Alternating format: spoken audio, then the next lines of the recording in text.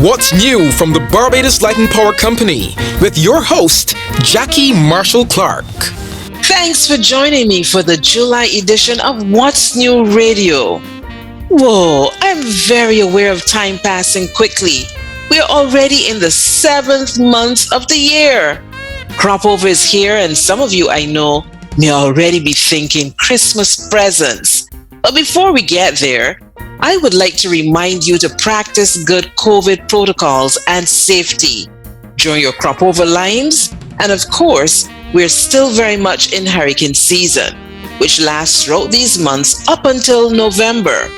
So again, my reminder, be storm ready, be prepared, and trust only accurate information from credible sources.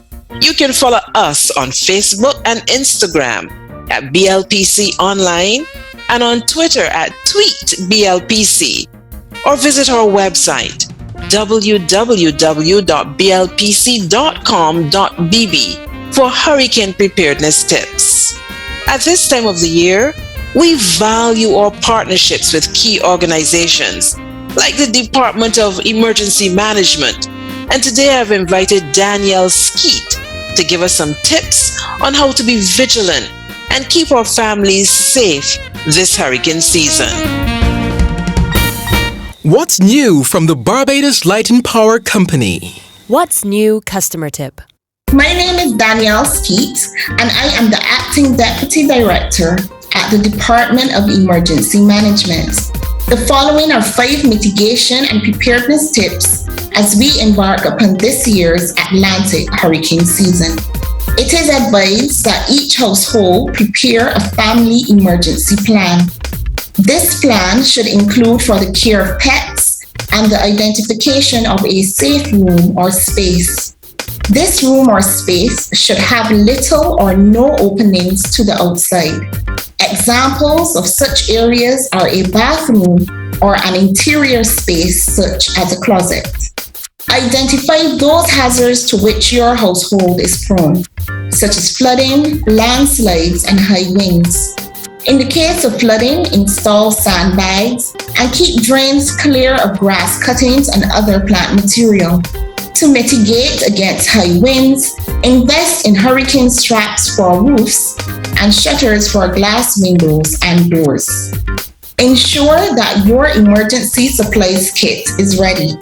This kit should include adequate supplies of non-perishable food, water, first aid supplies, medication, and torch lights with batteries. The Department of Emergency Management has prepared a comprehensive checklist of emergency supplies, and this is available on our website at dem.gov.bb. Important documents such as birth and marriage certificates, as well as title deeds, should be stored in a known location, ideally in a water and fireproof container. Download the cap.cap Barbados app to your smart devices. This cap.cap Barbados app is a common alerting protocol-based emergency warning system. It relays messages in real time from accredited local warning focal points, such as the Barbados Meteorological Services. This app is free from the Google Play Store for Androids and from the Apple Store. You can also sign up for these notifications through the DEM's website. Follow these tips and others that can be found on the Department of Emergency Management's website for a safe hurricane season for you and your family. What's new from the Barbados Light and Power Company? You're listening to What's New Radio with me, Jackie Marshall Clark. I began the program speaking about the passing of time, and it certainly is a good thing in some instances. Light and Power was feeling very fussy this month as the handover of the new clean energy bridge plant was completed. Here to talk about the handover and the commissioning of the CEB and how customers will benefit from the clean energy generation plant is Dave Skeete, Project Manager, and Gail Inniss, the Engineering Manager of the plant. Welcome, Dave, and welcome to you, Gail. Thank you, Jackie. Thanks, Jackie. Pleased to be here. So what was involved in the handover from the contractors and now leading up to the full commissioning? Tell us about that.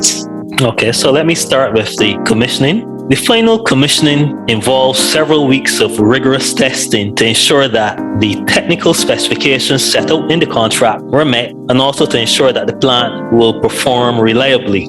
These were power output tests, fuel consumption tests, efficiency tests, environmental compliance tests, which will be tests for noise and emissions, and at the end, a 1-week reliability test. The handover involves issuing a takeover certificate. This is an agreement between BLPC and the main contractor, outlining that the owners, BLPC, are satisfied that the technical specifications have been met. So once that process is complete, the plant can be put into commercial operation. This was achieved on the 28th of June. So turning to you now, Gail, congratulations to you first of all. It must be satisfying to have reached this milestone. So tell me, how does this clean energy bridge plant differ from other generating plants we've had before? Well, for one, this is the only medium speed engine that we have that runs on heavy fuel oil. And you may or may not know, heavy fuel oil is the cheapest fuel that we use in our generation fleet. So that is a very big plus. As Dave mentioned, the high efficiency of these units is also a very big plus to us at Light and Power. On this plant also, we have a couple of new technologies that we have not familiar with before. We have items like the oily water treatment unit, which will clean any water that we have in our drains that we may have somewhat contaminated with oil. The unit cooling system is a radiator cooling system, but this cooling system, each unit radiator have 9 fans. So should one of the fans fail, it will be able to adequately cool the unit with the other remaining 8. And to help increase the reliability of the unit, we try to have all of our auxiliary systems to be 100% redundant.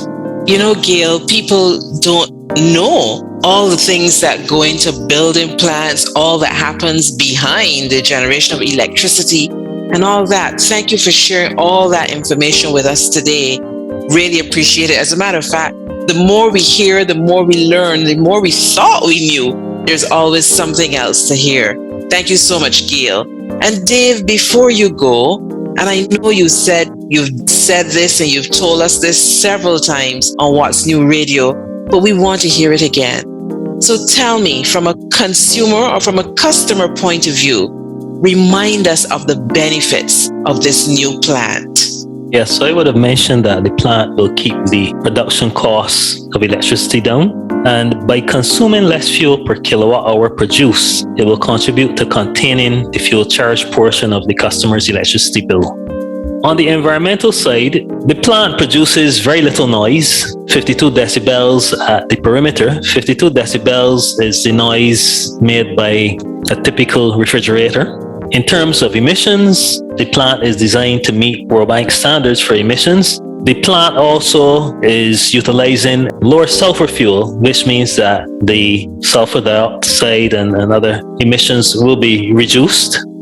And the plant also is designed to contain vibration. So persons living in the vicinity of the plant wouldn't even realize that the plant is in operation. And I would just like to add that my team and I, who work on this plant every single day, we do not feel the vibrations of the unit when we are outside of the cubes. So excellent work there. So indeed, excellent work from both of you and for all the teams working down there. Thank you so much, Gail, for being here today.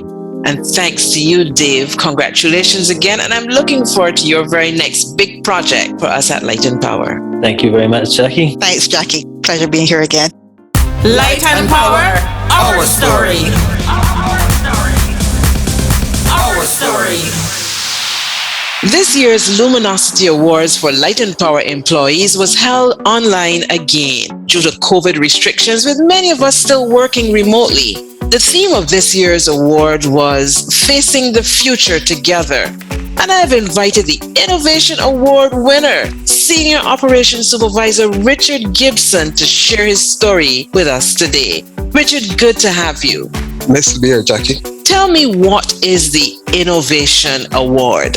Well, Jackie, back in 2020, a team was set up to clean and repair the steam station heavy fuel tank. The tank is a 5,000 meter cube tank, and it carries heavy fuel that is used to supply the boiler in the steam station.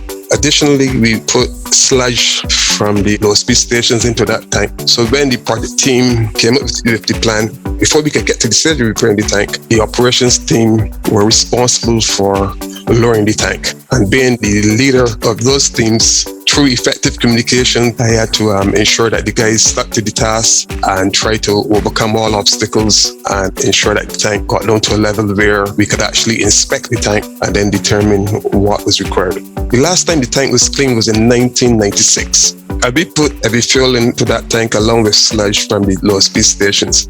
And we feared that because of the challenges we were having, a lower pressure when we tried to pull from that tank, we feared that we wouldn't be able to get the tank down to below 50%. So we went out to an overseas contractor and got quotations from the contractor to clean the tank in the event that we couldn't get the tank down below the 50%. And it came back, the quotations were a couple of $1 million.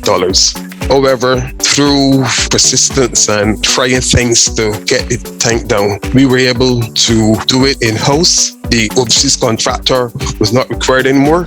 And then we used a local contractor then to clean the tank, and massive savings there.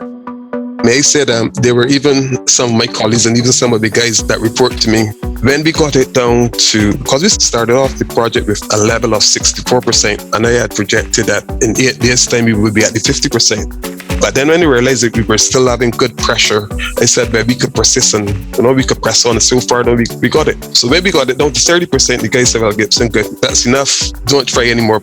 We normally would use one pump to get a pressure like 17.1 bar feeding the unit. I said, even if the pressure falls off and we have to use a second pump to maintain the pressure and still keep the unit in service, it's worth it because it's just the auxiliary power. Because as I said, the alternative would be to bring in the overseas contractor to remove the product and try to process it. So when we got down to 30%, the guys were saying, well, Gibson, that's enough. Don't be greedy. So the guys dubbed me Greedy Gibson. and I said, we could get this tank down further. When we got the 20%, this guy said, good. There's no way we could get this down any further. I said, no, we can't get this tank further. And I persisted. When we got the 5, my boss told me, well, good, Gibson, we got lucky, can't go anymore. But I was adamant that I could get the tank down below the manhole, which was like 3.5%, which would be just 150 meter cube remaining in the tank. And we were able to get it down to 3.06%. And then we were able then to open the inspection port, test the product in there. We realized we had about 6-8 inches of sludge, and that wasn't any more than what the local contractor could have handled, and we got the local contractor to clean the tank for us. And as I said, there were massive savings. So Richard, what does it mean to you personally to win Light and Power's Innovation Award? I think it gave me confidence to know that my decisions were on point and my decisions that I made were valuable, and those decisions were right, and we were able to achieve what we set out to do. Wonderful. What's new from the Barbados Light and Power Company? So that's it for this month. Remember to download your CAP app. That's cap.cap. Now, this app provides active alerts and emergency warnings for all of us in Barbados.